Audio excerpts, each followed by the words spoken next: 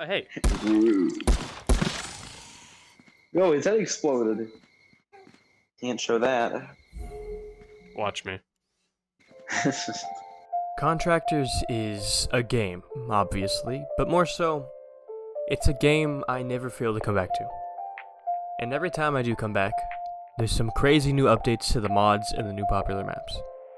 Contractors VR is a military-themed competitive multiplayer shooter for VR, and it's a game that I've never had a bad experience playing.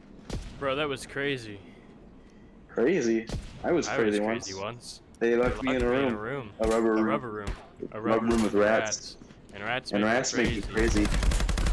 With the last video being so negative, I thought it was only right to take a look at a better version of a VR shooter. That being said, I'm still going to be objective. And this game does have some flaws, and we'll get to them. But it's got some of my favorite guns and gun physics in a VR game. All the guns are relatively easy to understand, but they're still realistic in the way that they operate. Look at the way you can reload this AK-47. That is so cool, and that's the only gun you can reload like that. Don't ask me why, I have no clue. Some of the weapons can be a bit annoying. Don't even get me started on this stupid flashbang. You have no idea how many times I've been playing at like 2 o'clock in the morning, and I just get blinded while I'm trying to relax and enjoy some video games. Now, I know that tactical warfare isn't the first thing that comes to mind when someone says the word relaxing, but let me live my life. A good example of what this game does better than Population 1 is the fact that the guns can interact with each other and the environment. Still not in a perfect way, but it's still an upgrade from the last video. There's a lot of variation with the different modes, so you'll always have something different to try. The modes being missions, zombies, and the missions, zombies, and online multiplayer. That took too many tries. The missions mode is surprisingly really good, the objectives are all really fun, and the maps look stunning. Seriously, these are the best maps in the whole game. The mode we played during this recording was a missions mode where the objective is to eliminate 3 bosses, with a lot of soldiers protecting them, and you have to work together to take them out. The only real problem with this mode is the fact that I keep running out of ammo! That and the AI being not the smartest. But, I mean, well, look at this. The man is doing a damn somersault. That more than makes up for it. Pretty good and pretty fun, but I think I'm the only person who has ever played this mode, and it's not really what you would boot up Contractors for. The zombie mode. It's very reminiscent of old COD zombies, and plays pretty well. It's actually pretty challenging. I've personally never last longer than 30 minutes. Okay, don't take that out of context, please. The zombies aren't too hard to kill, but it can be pretty difficult if there's enough of them.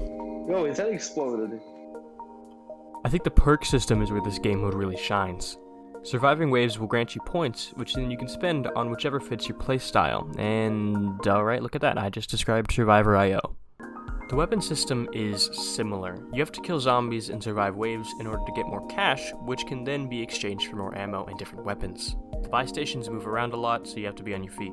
That's basically where the good parts end, to be honest. The animations are less than stellar, and the zombies look like this. If you see a big fat guy, let me know. I see one right here. Yeah, he's right behind you. And when you die, you get put in this BS movie theater to spectate your teammates that has like 4 pixels of quality on it.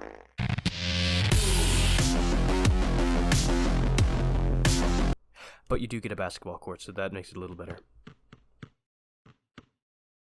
To be honest, I think this mode could really improve if they added a bit more variance, because there's only a handful of maps, and most of them suck. Still not a bad mode. It could use some updates.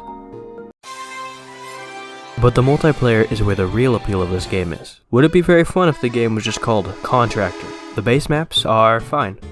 Some are definitely better than others. This one is literally just a single house in the middle of a field. But this is where you go to get that pure, vanilla, tactical special ops feel. This is where you go when you want to get a realistic gun experience, where you can choose to take it either slow and strategic, or go into combat as fast and as ill-conceived as possible. My favorite thing to do in this mode is the sniping. It feels really good. It's a great mode to get you started, that is, with the standard multiplayer. But you didn't come here for standard anything. The only standard we set is the standard galactic grid, baby! Playing Star Wars Battlefront in VR is like a dream come true for younger me. I have sunk hundreds of hours into the 2005 Star Wars Battlefront 2. Getting to relive those exact experiences in VR just feels surprisingly right for some reason. It feels like the natural evolution of the game. When I'm running around Geonosis with a high-quality clone model, shouting to my teammates, calling out our moves as we fight to capture the points across the map, I will go fully in character, fighting for the clone army and for the Republic. Flying with jetpacks, placing turrets, riding speeders, and becoming Anakin Skywalker? As well as the Battlefront loadouts, they also have all of the best maps from the game. They all make for a different and fun time that leaves you high on nostalgia. Psst, this one's always been my favorite. And you don't have to stop at just Star Wars. One of my favorite mods to use is the Team Fortress loadouts. Recently they added the Engineer, and I can immediately tell he's going to be a fan favorite. You can literally place teleporters, turrets, and dispensers, and it feels so good just to whack it with a wrench. Wait, did I seriously write that? What the? I'm still waiting for them to add the spy, but I am a little bit skeptical on how they're going to implement him. As for the other characters, they all work really well. The weapon variants all have their custom abilities, and you can customize the cosmetics and the weapon skins to really get into that patriotic spirit for all of the soldier mains out there. Team Fortress lobbies are definitely the most common and the most serious lobbies I've ever joined. And I've joined some lobbies with some crazy tryhard soldiers and snipers. Seriously, if you ever play this game, play the payload maps, you'll thank me. And there are maps and loadouts for a magnitude of games, like there's Nuketown, Dust 2, and even McDonald's for some reason. The modded maps and loadouts carry the game on their back. Without the mods, Contractors would just be another VR shooter, but it feels so much bigger than that, so much more. It feels infinitely expandable. The game is fine on its own, and I love playing the base game, but the amount of variation in every mode, every map, heck, even just who's in your lobby and whether or not they're taking it seriously can really have an impact on how your game feels. And that's why every experience feels different. Every time I play this game, it feels brand new because there is always something new, because it's driven by the community. This is and will probably forever be one of my top VR games. I love just about everything about it. The chaotic nature of this game is what really sells it for me. If you want to take the game seriously, there are places to do that. Or if you just want to go to Bikini Bottom with Civil War loadouts, you can do that too. Imagine you're like talking to some old lady that you met at the grocery store, and she asks, "What do you do for fun?" And you just have to sit there and try to explain this. I will probably never fail to come back to this game, because every time I do, there's something different. It feels brand new.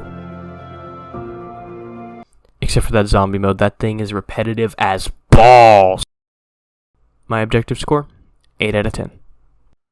Hey, it's Dyer from the video that you just watched. I thank you for watching, first of all. I do put a lot of effort into these, and I just wanted to come on here and plug that most of the video that you are watching is streamed live on Twitch. That's where I stream most of my gameplay. So if you want to come watch, then check me out. Twitch will be linked in the description. Bye!